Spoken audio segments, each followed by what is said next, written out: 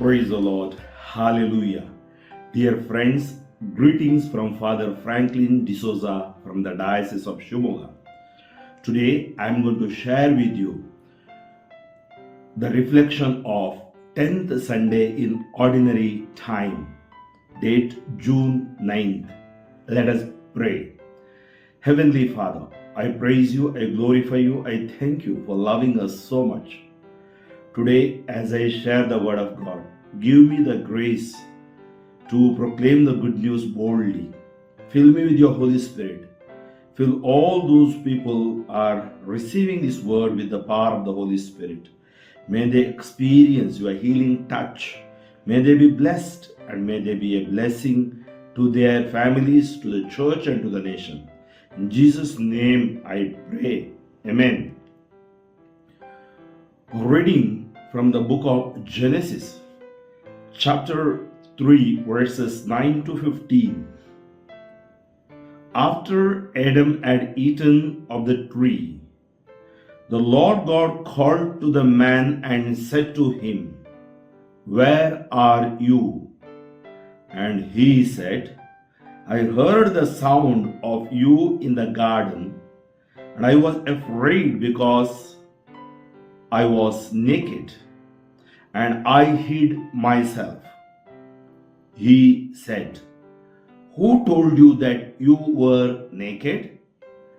Have you eaten of the tree of which I commanded you not to eat?" The man said, "The woman whom you gave to be with me, she gave me fruit of the tree and I ate." Then the Lord God said to the woman, "What is this that you have done?"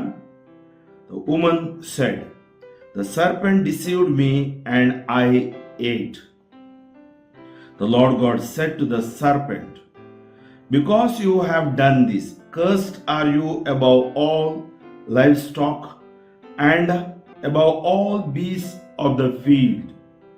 On your belly you shall go, and dust you shall eat all the days of your life. I will put enmity between you and the woman, and between your offspring and her offspring. He shall bruise your head, and you shall bruise his heel." Psalm 130. With the Lord there is mercy, in him is plentiful redemption. Out of the depths I cry to you, O Lord. Lord, hear my voice. Oh, let your ears be attentive to the sound of my pleadings. With the Lord there is mercy, in him is plentiful redemption. If you, O Lord, should mark my iniquities, Lord, who could stand? But with you is found forgiveness, that you may be revered. With the Lord there is mercy, in him is plentiful redemption. I long for you, O Lord, my soul longs for his word.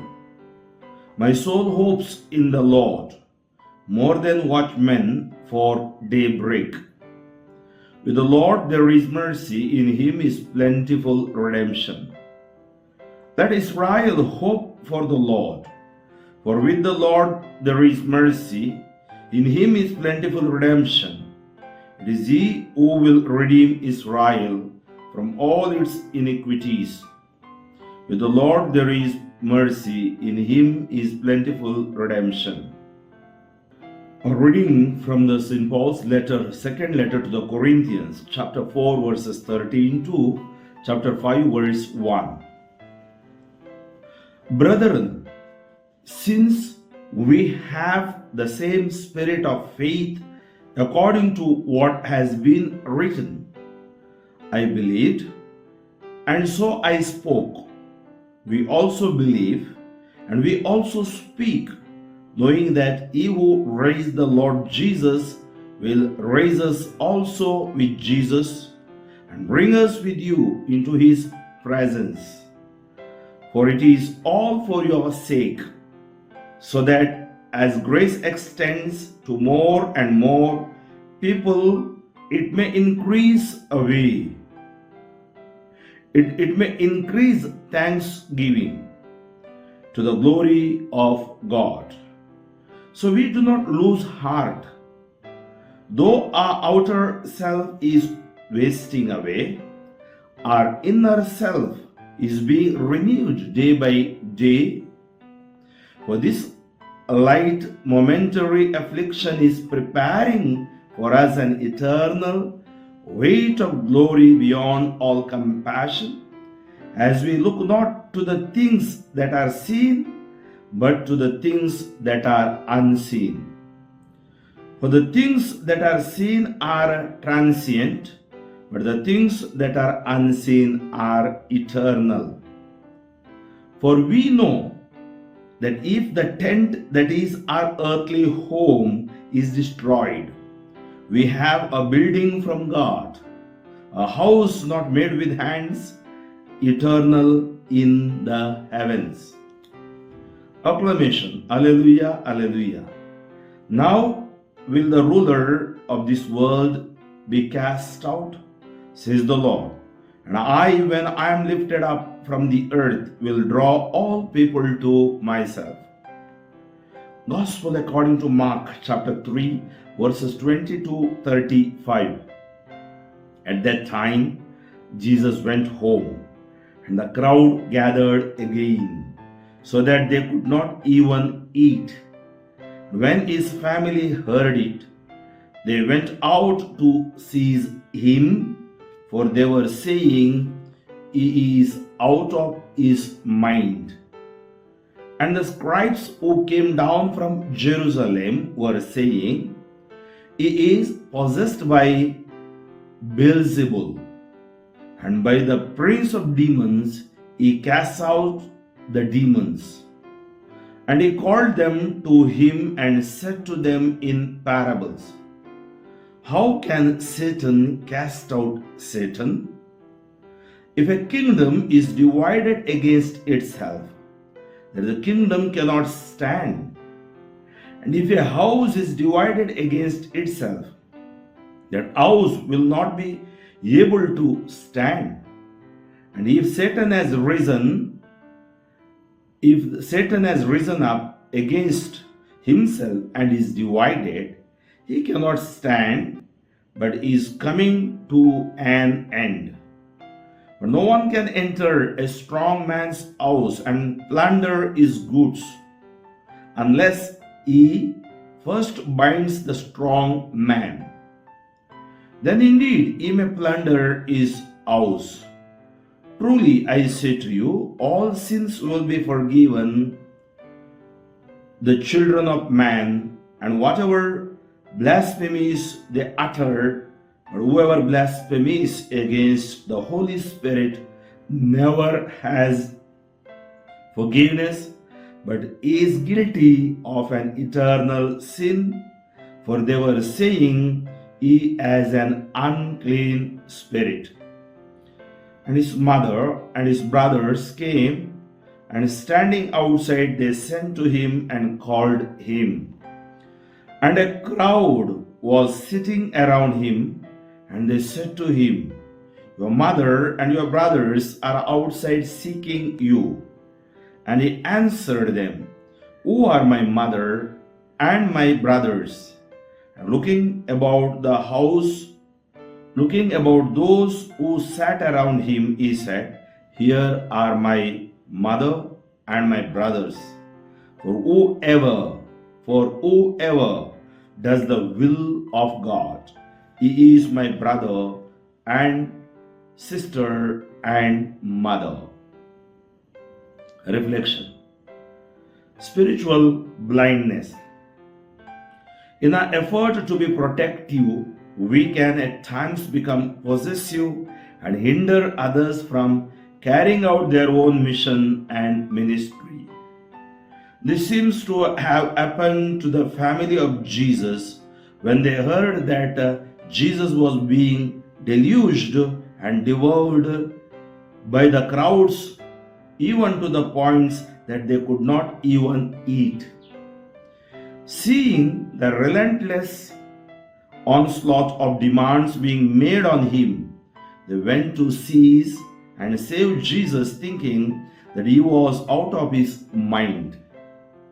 Little did they understand his pastoral rhythm that made him reach out to one and all without making any distinction or discrimination. When Jesus served to the sick, the suffering, and sinners, he gave himself without reserve and measure. What an example of consuming zeal Jesus portrays, even to the point of putting aside his own personal human needs. Instead of acknowledging and accepting what Jesus was doing with the divine power and authority that is as God, the scribes ascribe his ministry to Beelzebul, the prince of demons. It is a terrible thing to do that. It's a terrible thing to be blind, to live in a world of darkness. But it is far worse to have eyes and not see. That was sadly the sin of the scribes. They were refusing to see the light and thus sinning against the Holy Spirit. Indeed, you cannot give sight to someone who refuses to see. The question we should ask, are we blind or are we kind? Dear friends, see in the first reading of today, Adam and Eve went into darkness, that is sin. They became blind. When you disobey God, when you go against His will, you are blind and you will not be kind in your life. And here if you see, God says to Adam and Eve, who told you you are naked? Very often, like these scribes, we are concerned about worldly desires and worldly things. And scribes were not able to understand, open their hearts and minds. Those things were blocked. Here also God says, who told you that you are naked? I created you. And in the second reading, if you see, St. Paul speaks to the Corinthians that how we will be, our nature is transformed by Jesus. Jesus is our Savior. And with Jesus, we have the hope of heaven. And we have to live a life which is pleasing to God according to Christ. In the gospel, we know, as we have heard, that they are speaking about the ministry of Jesus. They are telling it is by Beelzebul, by demons, and Jesus answers them. And at the end, I think many might have told he's out of mind, he's doing that, this. His brothers and sisters, maybe his family, that means his relatives with mother, they might have come there to see Jesus. And when some people told Jesus that your mother, brothers are waiting there, the answer of Jesus is very straight. And he says, who's my mother, my brothers? Whoever does the will of God. My mother has done the will of God, that I know. You should do the will of God. And then you will become my brother, sister, and mother. Theologically, we say Jesus is our elder brother. How he becomes the elder brother? When I and you do the will of the Father. We obey God. We obey His word. We obey Jesus. Then we become the children of God. Let us pray. Heavenly Father, I praise you, I glorify you, I thank you for all the blessings that you have showered upon us. Today, as I proclaim this good news, let this good news bring healing to my people. Bless them, bless their families. All those who are blind to the faith, blind to the gospels, blind to the mission that you are given, transform them, Lord. And you can transform them, you can touch them. I surrender the people around the globe. I pray for them, their families, dear and near ones. I bind the blocks, bondages, curses, disturbances, sickness and sin in Jesus' name. I release the healing, deliverance, anointing upon them. Touch, bless, heal for your glory. In Jesus' name I pray. May Almighty God bless you, the Father and the Son and the Holy Spirit. Amen. Friends, forward this message as many as possible. Let them also experience the healing touch of the Master, Lord Jesus. Amen.